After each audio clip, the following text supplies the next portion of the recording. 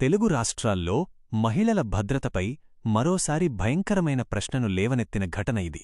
రోజురోజుకీ సమాజం ఏ దిశగా వెళుతోంది అనే ఆందోళనను పెంచేలా జనంతో కిటకిటలాడే ప్రాంతంలో ఓ యువతిపై జరిగిన దాడి అందరినీ షాక్కు గురిచేసింది. ఎలాంటి భయభ్రాంతులు లేకుండా, చట్టమంటే లెక్కచేయకుండా కొందరు దుండగులు బహిరంగ ప్రదేశంలోనే ఆమెపై దాడికి పాల్పడటం కలచివేసే విషయం. ప్రత్యక్ష సాక్షుల కథనం ప్రకారం యువతి తన పనిలో నిమగ్నమై వెళుతుండగా అకస్మాత్తుగా కొందరు యువకులు ఆమెను చుట్టుముట్టారు. మాటలతో వేధింపులు మొదలుపెట్టి ఆపై హద్దులు దాటి బట్టలు లాగడం, బెదిరించడం వంటి అమానుష చర్యలకు దిగారు. ఆమె గట్టిగా అరవడంతో పరిసర ప్రాంతాల్లో ఉన్న ప్రజలు ఒక్కసారిగా పరుగులు తీశారు. దీంతో నిందితులు అక్కడ్నుంచి పరారయ్యారు. ఈ ఘటన జరిగిన వెంటనే స్థానికులు పోలీసులకు సమాచారం అందించారు. పోలీసులు హుటాహుటిన సంఘటన స్థలానికి చేరుకుని విచారణ ప్రారంభించారు. చుట్టుపక్కల ఉన్న సీసీటీవీ కెమెరాల ఫుటేజీని సేకరించి నిందితుల గుర్తింపు పనిలో నిమగ్నమయ్యారు.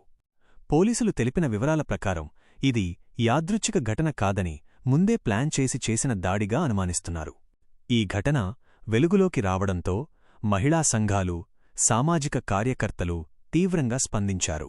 ఇది కేవలం ఒక యువతిపై జరిగిన దాడి కాదు, మొత్తం సమాజం మీద జరిగిన దాడి అంటూ ఆగ్రహం వ్యక్తం చేస్తున్నారు.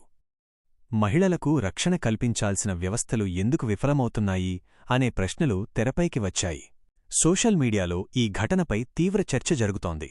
చట్టాలు ఉన్నా భయం ఎందుకులేదు, నిందితులకు తక్షణమే కఠిన శిక్ష ఇవ్వాలి అంటూ నెటిజన్లు మండిపడుతున్నారు. మహిళలు బయటకు రావాలంటేనే భయపడాల్సిన పరిస్థితి రావడం దురదృష్టకరమని పలువురు వ్యాఖ్యానిస్తున్నారు. ఇక ప్రభుత్వం ఈ ఘటనను చాలా సీరియస్గా తీసుకుందని సమాచారం. బాధితురాలికి పూర్తి రక్షణ, న్యాయం అందిస్తామని, నిందితులను వదిలిపెట్టేది లేదని అధికారులు స్పష్టం చేశారు. అయితే గతంలోనూ ఇలాంటి ఘటనల్లో హామీలు ఇచ్చినప్పటికీ శిక్షలు ఆలస్యమవుతుండటంపై ప్రజల్లో అనుమానాలు వ్యక్తమవుతున్నాయి. ఈ ఘటన ఒక్కసారి కాదు, సమాజం మారాల్సిన అవసరాన్ని బలంగా గుర్తుచేసే హెచ్చరిక. మహిళల భద్రత కేవలం మాటల్లో కాకుండా నిజంగా అమలులోకి రావాల్సిన సమయమిది.